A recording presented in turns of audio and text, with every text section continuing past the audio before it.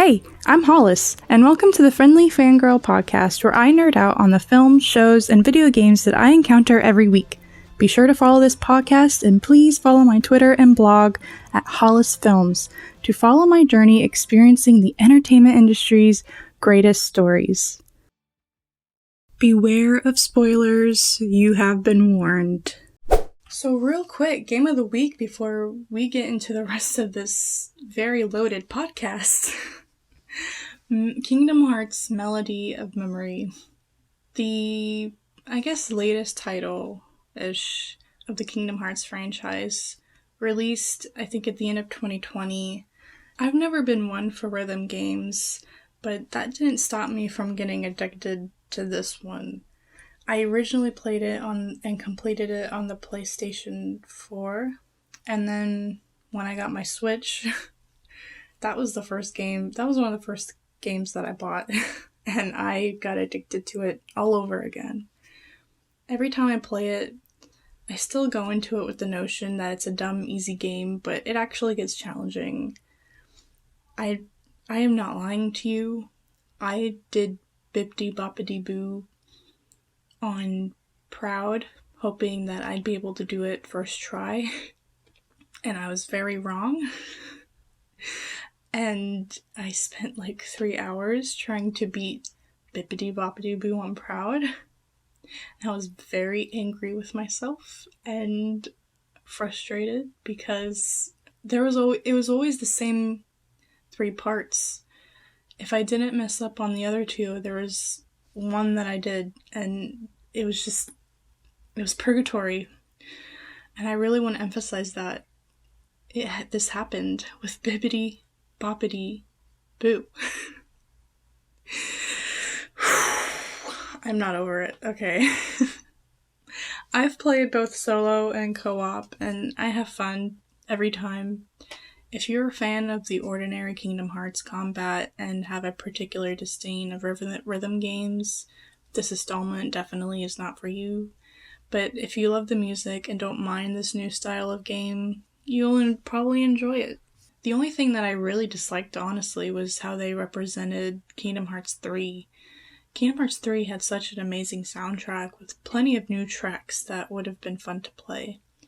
Instead, we get one song represented from each world in the form of a memory dive, and that was a bit of a letdown. Also, if you're expecting hours of cutscenes, do not waste your time. Look up the cutscenes on YouTube. I'm telling you that right now. Melody of Memory is the 3rd recap game of the series, and it's fun to play, but story-driven, that it is not. There is half an hour of new cutscenes and story. Like I said, look it up on YouTube. If you played Kingdom Hearts 3 Remind at the start of 2020 and you have questions, and Melody of Memory has a couple of answers. The final cutscene reveals who the star is from Kingdom Hearts 3 and where she came from, and what Riku will have to do to bring Sora back. This game is literally leading you into Kingdom Hearts 4. And I don't think we didn't even know that, actually. Kingdom Hearts 4 was only announced this year. But Melody of Memory is literally the bridge between the rest of the series and Kingdom Hearts 4. So, no, I hate the series. It's so dumb. The silly little melody game is so important. I can't. Anyways, the soundtrack of the Kingdom Hearts series is undeniably beautiful and epic. That's all thanks to the talented composer Yoko Shimomura. I've listened to many of her works, and she is one of my favorite composers of all time. And Melody of Memory, to me, I saw it as a little celebration to her contribution of 20 years now composing for the series. I don't think Kingdom Hearts would be the same without its music, and the music would not be the same without Yoko. So, thank you, Yoko Shimomura, and I will continue to play Melody of Memory, thinking of you wherever you are. Show of the week, Mr. Robot, Season 4. Whoo, here we go. The final season. It all ends here. And they wasted no time. They literally killed Angela in the first 5 minutes. And they almost killed Elliot in the first episode as well. But his near-death experience led to some interesting consequences. We were so used to Elliot's narration after 3 seasons, but this almost death caused a shift. We actually begin to hear Mr. Robot's own narration for some episodes, and then at some point we got no narration until about the final episodes when Elliot's narration comes back. How about that for a psychoanalysis discussion? While I disliked the episode with Vera and Krista, the actual plot of it was just off to me, and Vera was kind of crazy, and it just didn't flow with the overall story for me. Worst of all, the episode itself just felt like a whole plot device that it was forced, and it just stretched out longer than needed to. And it was just to reveal what was really important, which was the truth about Mr. Alderson and the sexual abuse he forced upon Elliot as a child. I hated the build-up, but this reveal was... It was deep, man. I remember I once thought Mr. Alderson to be a swell chap, and that Mr. Robot was just a reflection of Elliot's frustration with the world, but I was way off. I'm sure we all were. Mr. Robot was actually meant to be the image of a father that Elliot needed, and this adds a whole level of meaning to how Mr. Robot was meant to protect Elliot. Among other revelations of Elliot's DID, there's a whole mind palace of personalities consisting of Elliot's parents, a younger Elliot, and a fourth personality that was only ever hinted at once or twice. But it's not revealed until literally the last 15 minutes of the series finale, which I'll discuss later. This is the season where I cared about the side characters the most. First of all, rip Angela. Season 4 Darlene was probably my favorite Darlene. I felt that as Elliot was just getting wrapped up in the Dark Army plot, Darlene was there to accomplish the original vision that the F Society had all those seasons ago. She's also proven at this point how complex she is given the sins she's committed to get here, yet she has so much humanity and emotion within her still. Wellick was unfortunately underused since the middle of season 3. I really thought he was going to be the series villain, first season. I was like, this is it. He's the antagonist. But he was nothing more than a figurehead and a victim of White Rose's master manipulation.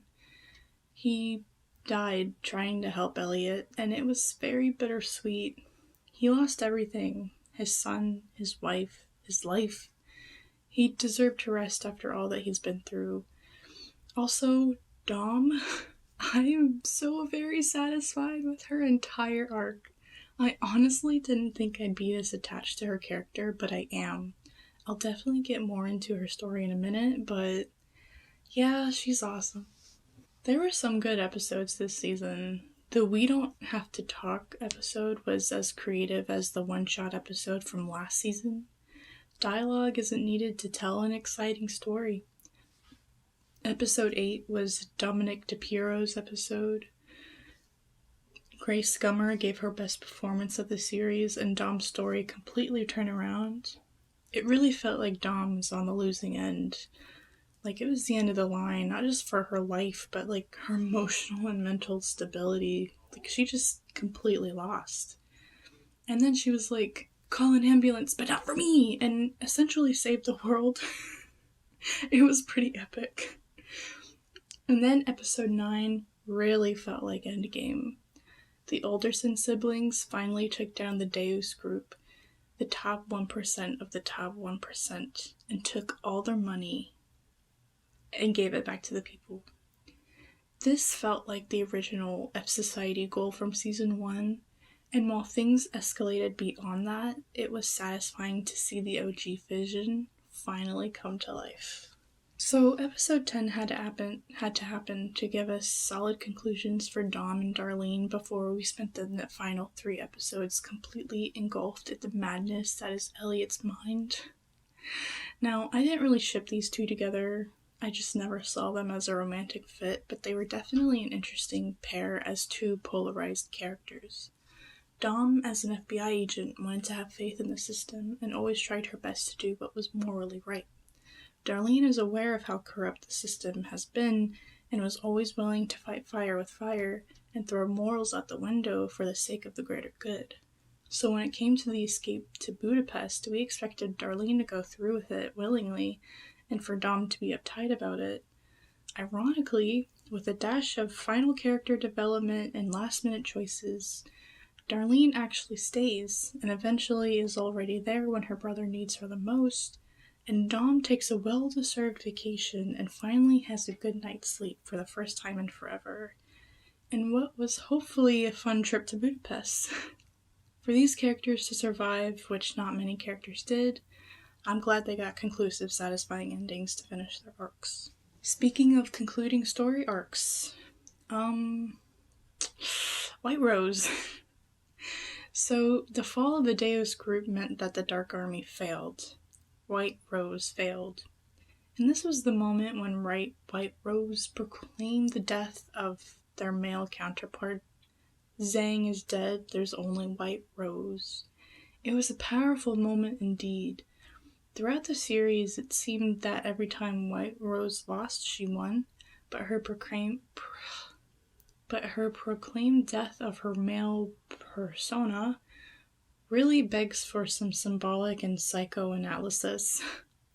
After a second and final encounter with Elliot, which saw an amazing scene with stellar dialogue from both actors, B.D. Wong and Rami Malek, White Rose commits suicide, believing that she was about to ascend to the Matrix, where all was peaceful and happy. Now, they had me believing for a hot minute that Elliot also died and ascended to the Matrix. But if we learn anything from Mr. Robot, nothing is ever what it seems. Rather than enter White Rose's Matrix, Elliot sinks into his own mind palace, and so much goes down. But to sum it up, the Elliot that we know is not the real Elliot. The Elliot we know is called the Mastermind, which is the part of Elliot that stood up to society and is responsible for all the events on the show. And now that the Mastermind has successfully changed the world, he submits control back to the real Elliot. This reveal is so interesting. Even as the audience, we were called out as part of Elliot's mind in that moment, where I think we're addressed as friend, which really puts our perspective into account, which is really cool. It does make me wonder, I just really want to know what the real Elliot is actually like. Is he very different from Mastermind Elliot, or just a little different? And how, traumatized is he? There's so many questions, but I kind of like that we will never find out. If you want to check out my complete thoughts on the whole show, please check out my blog. I will be releasing my full review of Mr. Robot on my blog, Hollis Films, and I will share it on my Twitter with the same name. So please, shameless plug, follow me on Twitter, follow the blog, and check out my thoughts. Movie recommendation of the week is Girl Interrupted. The story of Girl Interrupted is a true story based on the real-life Susanna Kaysen and her extended stay at a mental hospital. While some of Susanna's story was changed for the film, It still captures the themes and ideas that Susanna shared in her memoir and presents the same messages that we all needed to hear. Angelina Jolie won an Oscar for her role in this film, and very deservedly so. However, I feel like Winona Ryder also deserved a little more recognition given how involved she was as the producer of the film. This was a project Ryder wanted, like, she waited years to make, and given her history with mental illness before and after the film, it was an important story for her to be a part of. Clea Duvall, Brittany Murphy, Whoopi Goldberg, and Elizabeth Moss, who was amazing in this. They were all part of the supporting cast, and they all did a good job. The soundtrack was very good, but I felt like this film missed out on the opportunity to use the song All the Madmen by David Bowie. I quoted the lyrics many times throughout the film. The main hook of the song specifically sums up the vibe of the movie. I'd rather stay here with all the madmen, for I'm quite content they're all as sane as me. I really felt that watching these ladies just living it up in the institution. And yeah, they all range from slightly mental to very mental to hard-blown psychotic. But these women all seemed to be on the same wavelength. And between the darker moments, it felt like a family. I mean, it got to the point when I was watching a montage and I was like, yeah, asylum life. Lol, lol, lol. Maybe I'm a little crazy too. I feel like there was a theme that Susanna's character was trying to enforce, but mostly because she was in denial of her actual depression. There were definitely times in history, well, I guess it still happens in modern times as well, but when women don't follow the norms of society, they're deemed crazy. Nowadays, we don't lock every abnormal woman up in an institution, but I'm pretty sure plenty of sane women were locked up in a madhouse for, like, reading a book or something. Susanna spent half of the film with the mindset that she was a victim of this, but then she eventually drops the line, "You try to hurt the thing on the outside to kill the thing on the inside." Not only does this summarize depression and self-harm, but also signified Susanna accepting her issues, and then she spends the final act working on herself to make an effort to get better. Susanna is discharged from the facility in the end, which, given Lisa's attitude and snarky remarks, didn't seem possible unless you told the doctors what they wanted to hear. But that's not necessarily the case. The mental hospital was never meant to be a prison, though it's not hard to believe this considering the bars and the windows and whatnot. Not to mention, mental asylums seemed like a good place to send disgraced family members so you can hide them from society, which was definitely a thing that happened. But this specific mental hospital genuinely aimed to help their patients in hopes that they can be released and live a stable life amongst society. And that's pretty important. That's a pretty important idea to have. Honestly, this helps paint, well, not a positive picture of mental illness, because that's definitely not a positive experience for anyone, but this film does help in trying to erase the negative stigma for people with mental illness. Mentally ill people shouldn't be locked away or imprisoned, isolated from society and people. I mean, if they're like really like Hannibal Lecter psychotic, then sure, yeah. But every mentally ill person, no matter the scale of their issues, they deserve a chance and they deserve help. And to be fair, even with people who aren't even diagnosed with anything, we're all a little crazy to some extent. Being normal, or people believe that they're normal, that's what I find to be insane. House of Dragon has been making its way to HBO, and I don't know, fam. How you guys liking it?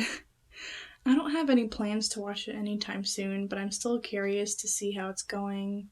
The rating of the first episodes are at least higher than I expected, so plenty of people are enjoying it.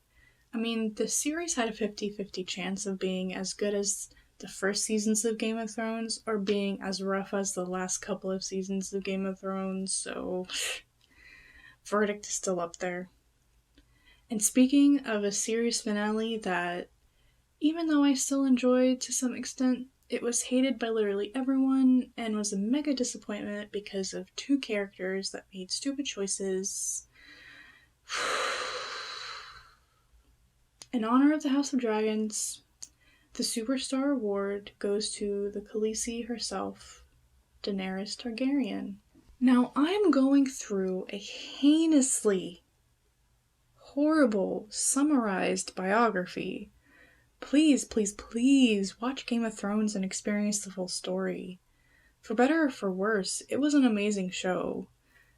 All my references are from the internet, and the internet's references are from the show and or original books.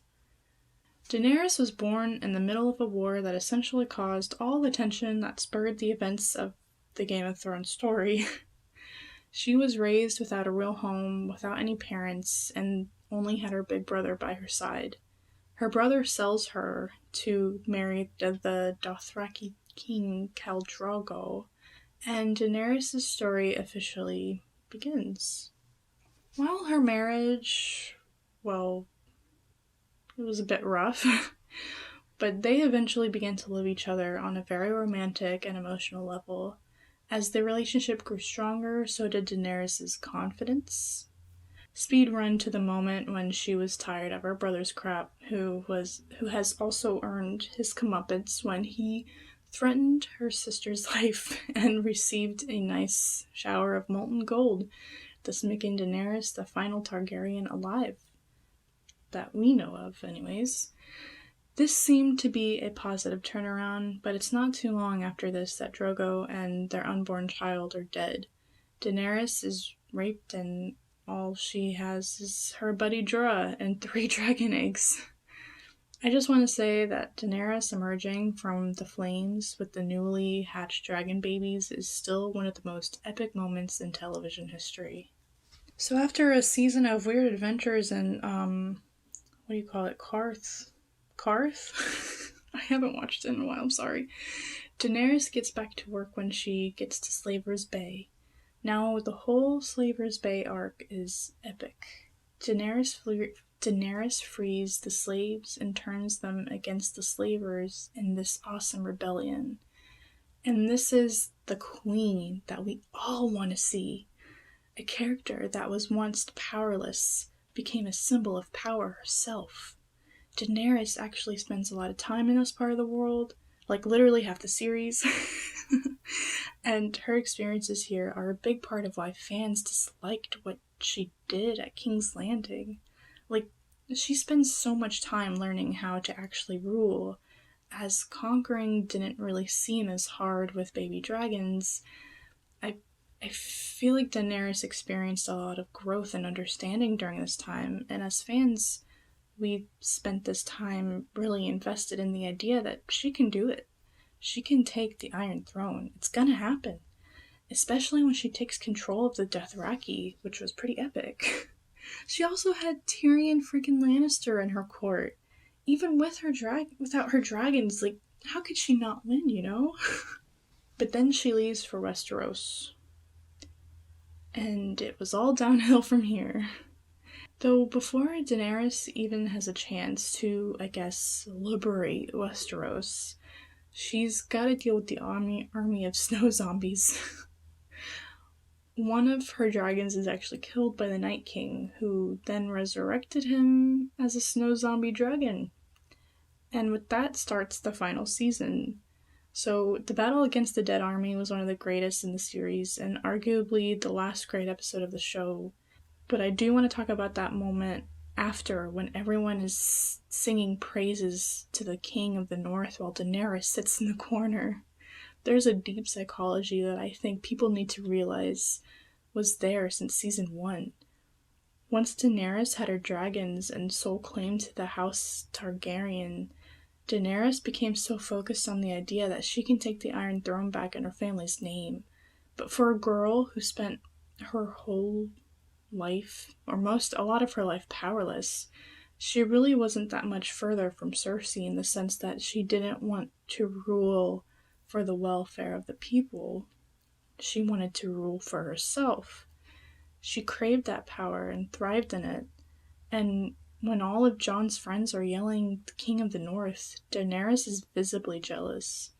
She wants that glory and praise, and while we as the fans grew to love her and idolize her as our queen, she was selfish.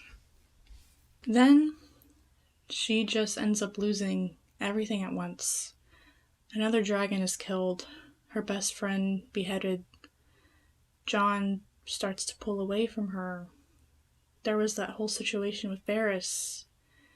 Tyrion commits treason as well when he sets Jaime free. Like, it was a rough few days. So she snapped. Was it because she didn't think the people of King's Landing would not accept her and would rebel? Was it because she was just simply angry at the most recent events? I feel like this moment was rushed. But with a bit more explanation, if we got a bit more explanation, it would be a very reasonable twist. They could have written it a bit better, but also it was still disappointing, no matter how it was written, because Daenerys was built up to be the queen that we needed, and then suddenly became a pure, cold villain. I mean, hints were definitely there, but that aspect of her just never had enough time to be really fleshed out throughout the series. So that's why people say it came from nowhere. I rewatched the show a second time, I believe, about a year ago, and I definitely saw the hints, as early as season 2. They laid out the groundwork for the twist as early as the first couple of seasons, but the rest of the series was written to push her as a grand contester to Cersei Lannister and the one who would free Westeros from the Lannister reign. But no matter what, Daenerys was still the mother of dragons, and she will always remain to be a cultural icon that I definitely have a hardcore crush on. So yeah, Daenerys wins Star Award. Despite everything, I still love her as I still love her. I still love her as a character. Was her story flawed? Definitely. But she was still an interesting character.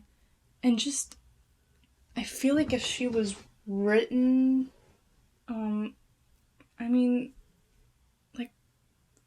if they wrote her like Walter White, if they had the ability to create another Walter White character through Daenerys, I feel like people would have enjoyed her arc more, especially how it ended. But she was painted to be a hero. And I think the ironic thing about that is that she was a hero that used a lot of brute force, guys. So, despite how janky, I guess, her writing was, like I said, I still have a hardcore crush on her, and I still love her as a character. And that's why she gets the Star Award, because despite it all, she is still an iconic character, and she's still one of the faces of the Game of Thrones franchise. And also, Emilia Clarke. So please, I know this was a horribly summarized version of Daenerys' story, but if you are a fan, then you know more than what I said. If you don't know anything about Daenerys Targaryen, please go watch Game of Thrones, and if you feel so inclined to do so, watch House of Dragon, because that might be cool too. Only time will tell. That's it for this week. Again, follow me on Twitter or leave a comment, and let me know what you've been fangirling over this week. Thank you for joining me, and I'll talk to you again next week.